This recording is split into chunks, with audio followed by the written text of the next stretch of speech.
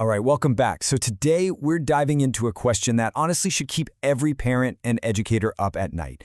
How in the world do you prepare kids for jobs that literally haven't been invented yet?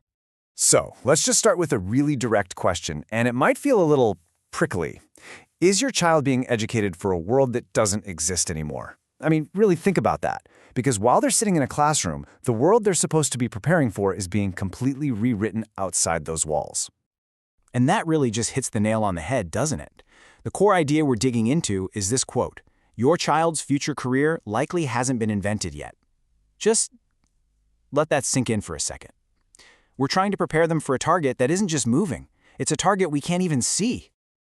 Okay, so what does this new world even look like? We are stepping into what is, for all intents and purposes, an unrecognizable world. A world where tech like AI and automation isn't just tweaking a few jobs here and there, it's completely rewriting the rule book for what a career even means. Yeah, you can basically say goodbye to that old straight-line career path, the one where you get one job and stay there for 30 years. That's over. The future of work is completely fluid. We're talking about having multiple, totally different careers over your lifetime, working on global teams with people you'll never meet in person, having AI as your coworker, your creative partner, and this is the big one, constantly having to learn new skills just to keep up. And this is where it gets really cool. Success in the future, it's not about being the best at one super specific thing anymore. It's going to come from smashing different fields together. Think about it. A graphic designer who also gets the psychology behind AI, or a biologist who knows how to code and thinks deeply about ethics. That's the sweet spot. That's where the new value and, frankly, the new jobs are going to be. So, what kind of jobs are we even talking about? Well, buckle up, because they sound like something straight out of a sci-fi movie.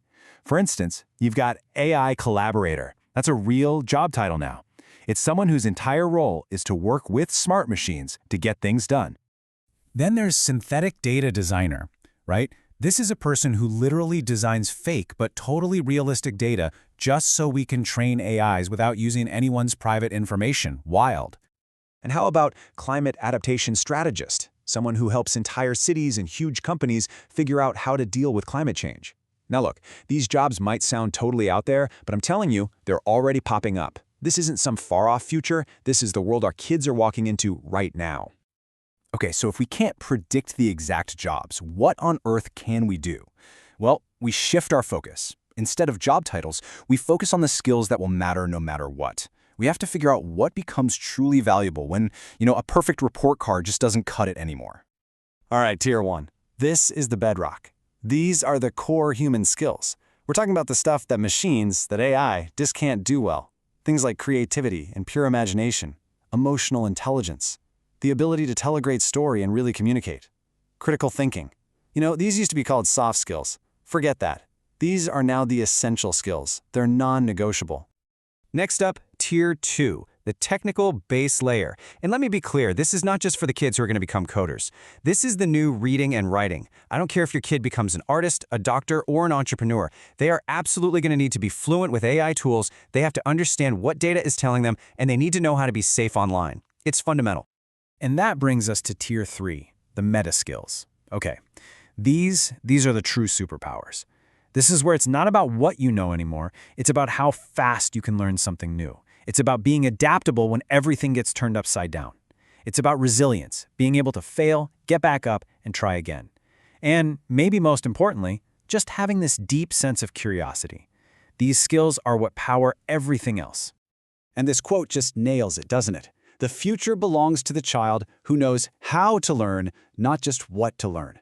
I mean, that's it. That's the whole game. The future doesn't belong to the kid who can memorize the most facts. It belongs to the kid who is an expert learner. That is the fundamental, ground-shaking shift we're talking about.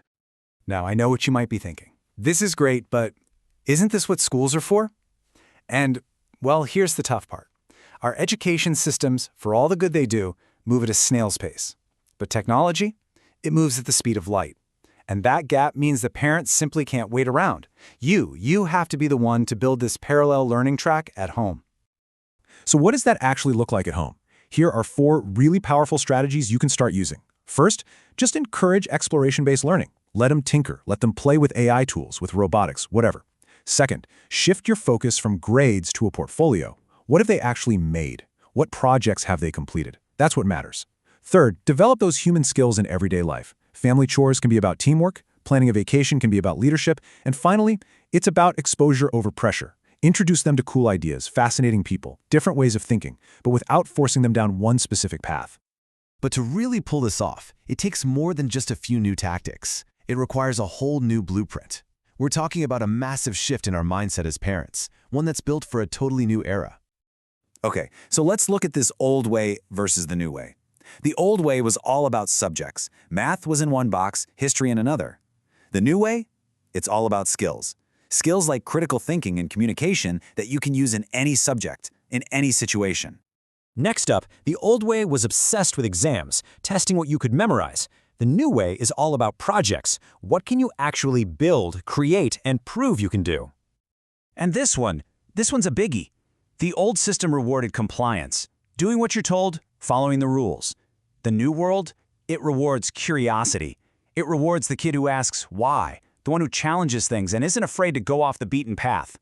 And finally, we got a shift from memorization to what I'd call AI fluency. I mean, why would you waste brain space memorizing a fact you can find in 2 seconds? The real skill is knowing how to use the tools, like AI, to find the right information and then do something smart with it. At the end of the day, this is the new currency of success. The world is shifting away from I have a degree and moving towards let me show you what I can do. And believe me, your child's portfolio of what they've actually built is going to speak way louder than any diploma ever could. So let's just pull all these threads together. All these skills, all these strategies, this whole new mindset, it's all pointing to one single ultimate goal. It's not about building the right resume, it's about building the right kind of mind. And if you remember just one thing from our time today, let it be this. The goal isn't to try and guess what the hot career will be in 2040. That's a fool's errand. The real goal is to build the right kind of mind. A mind that's curious, that's creative, and that's resilient enough to thrive no matter what the future throws at it. So that really leaves us with just one final question to think about. After everything we've talked about, from those core human skills to the raw power of curiosity, how are you going to start building that kind of mind? Whether it's in your child or maybe even in yourself, what's your first step, starting today?